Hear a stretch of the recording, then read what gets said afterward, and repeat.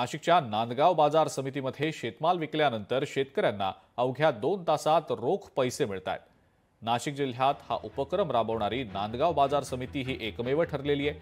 शेतमाल विकल्यानंतर शेतकऱ्यांना पैशांसाठी किमान 1 महिना थांबण्याची कधीकधी वेळ येत असते। शेतकऱ्यांची अडवणूक करणाऱ्या या प्रथेला नांदगाव बाजार समितीने छेद दिलाय। शेतमाल विकल्यानंतर अवघ्या 2 तासात रोख पैसे देण्याचा नवा उपक्रम नांदगाव बाजार समितीने राबवलेला आहे।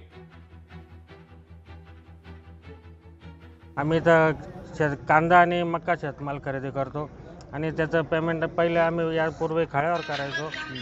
आता आताच मार्केटने सूचना दिल्या त्याप्रमाणे आम्ही इथं मार्केटने आम्हाला कॅबिन उभारून दिलेलं आहे। त्या कॅबिनमध्ये रोख स्वरूपात मार्केटच्या देखरेखीखाली आम्ही पेमेंट करतो। कितीची उलाढाल होत असते रोज? आता आमची फर्म आहे, आमची जवळपास 25 ते 30 लाख रुपयाची डेली उलाढाल होते।